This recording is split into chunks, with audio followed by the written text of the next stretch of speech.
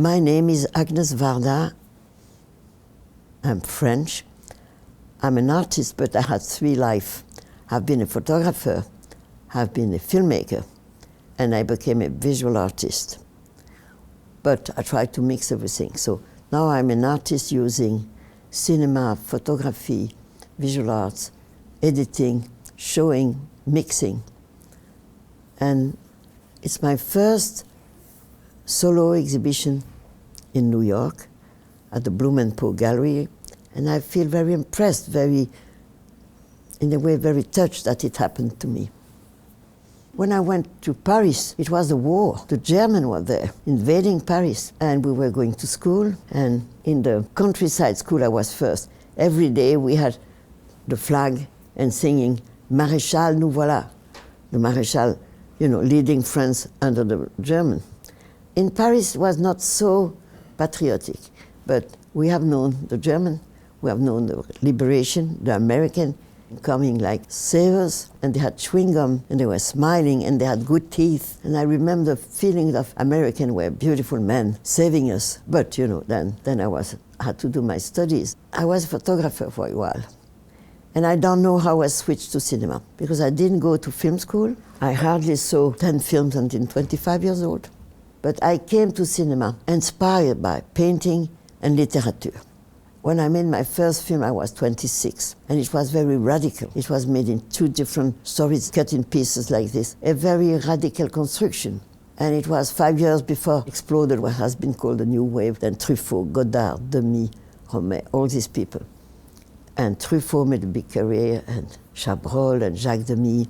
And Jacques Demy came here with the Umbrellas of Cherbourg, which was nominated for the Oscar, And we were the French New Wave, loved by everybody, including people like Coppola or Spielberg or Lucas. They say that they saw our films just before they started to make films.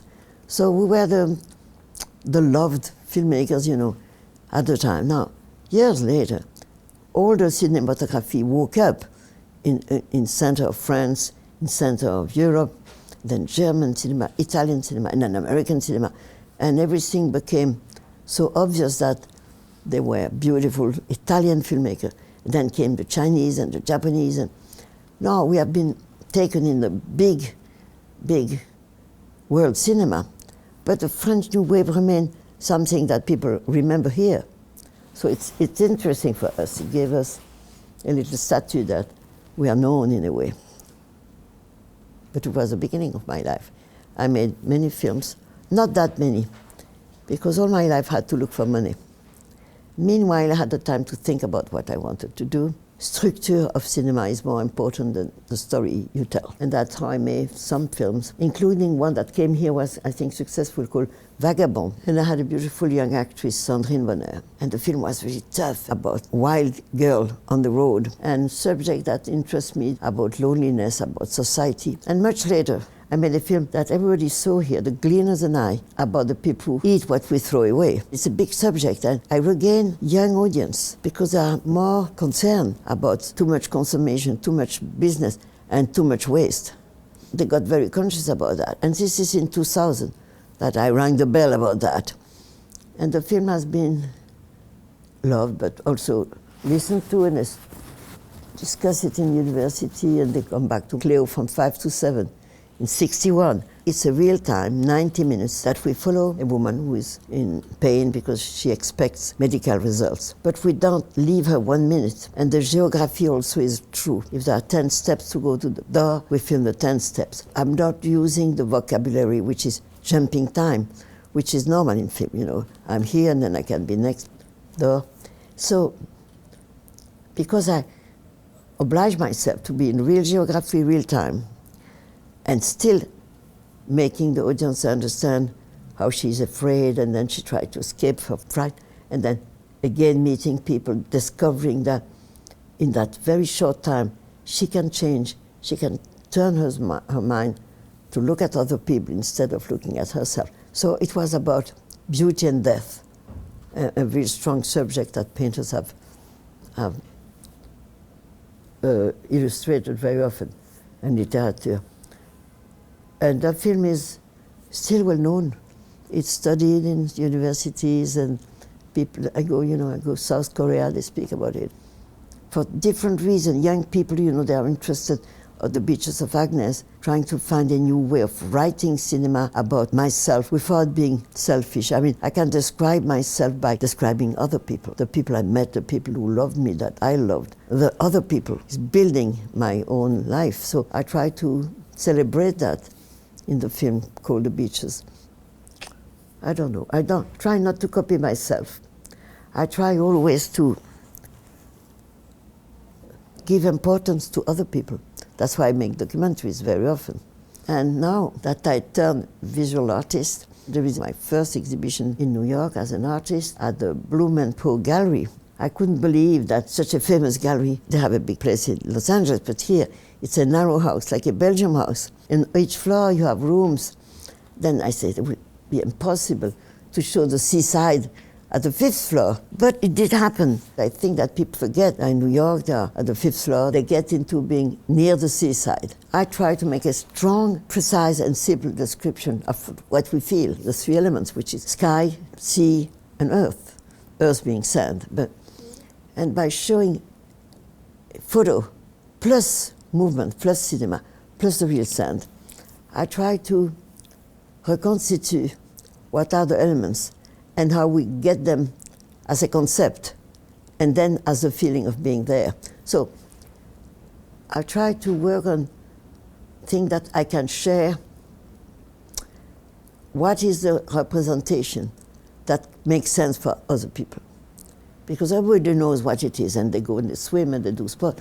Not interested in nothing, not tempest, no. I spoke the other day with the people visiting. I say, I don't even want to see somebody swimming or boating. It's just the concept, what is the seaside? Does it make sense for many people? Does the beach, for me, the beach is the better ever landscape in the world. I started to love Picasso when I was very young, and he was not that well known when I was 16, 17 years. He has been not only a model, but an incredible creator, inventing himself all the time, changing of style, what he wanted to show, what he wanted to hide, and the designs, and I met him like this, crossing, but never spoke to him. I didn't dare ask him to go and take picture. I would have loved that, but he could laugh about what he was doing. He could enjoy, mix things, He reinvent faces, reinvent bodies. Some artists I love working now. There is one I really love, is Boltanski. He has a sense of the futility of life and an incredible respect for that. At the time of '68 revolution, all the underground filmmakers that I met at the time, not only Michael Snow, but Shirley Clark. She was nice enough to act in one of the films I made in the States called Lions, Love and Lies, which was a hippie Hollywoodian film of the '68 time. And I've been very admiring the work of Dubuffet, who started to discover l'art brut, and he made a museum in Lausanne. Andy Warhol has been so important for me. It's a big step in cinema, even though his films are boring. Nobody wants to see 8 hours of somebody sleeping. But the revolution of dealing with time and duration is very important. Things like this that we learn about daring artists, the pleasure and the knowledge that I got from art, different kinds of art, has been a big, big thing. And for movies, because I didn't see when I was young, but then I started to see that some big filmmakers have been important in our lives. I went to the factory in Union Square, and he was very nice to me because he knew my film. I wanted to ask Viva to act in Lions, Love and Lies. So I went in the factory, I said, please introduce me to Viva. And he said something very nice. I should imitate him. He said, Viva, you have to go with Agnès. She's a good filmmaker. She made a film called Cleo from 5 to 7. And he turned to me and said, if I have made the film, I would have made the film between 5 and 7. I love that. I loved him joking about that. And Viva said, yes, yes, yes. I'm sorry I didn't meet him more while I was mostly in Los Angeles, but I came to New York. Each time I should have gone, spent some time with him.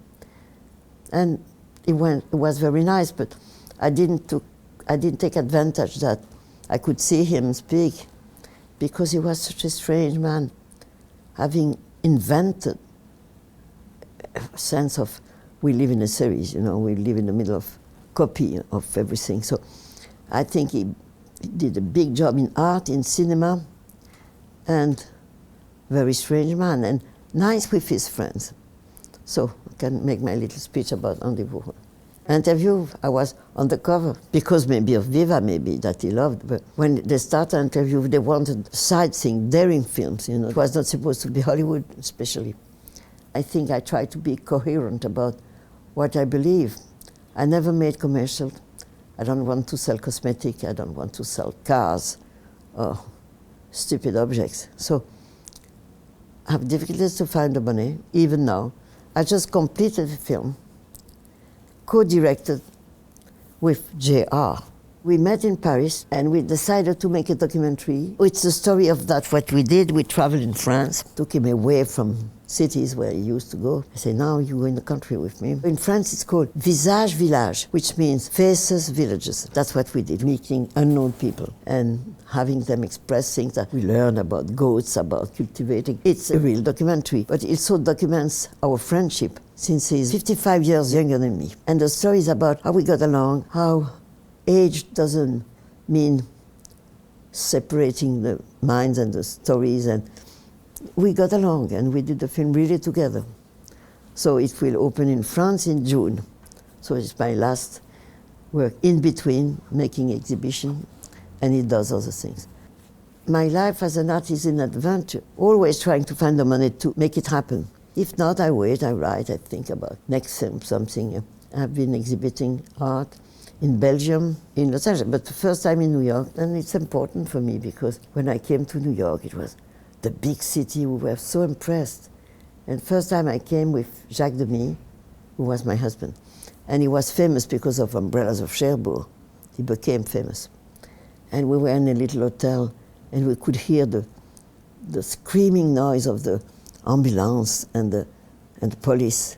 That sound made us afraid totally. I remember we couldn't sleep, waking up and say, okay, wait for the next one.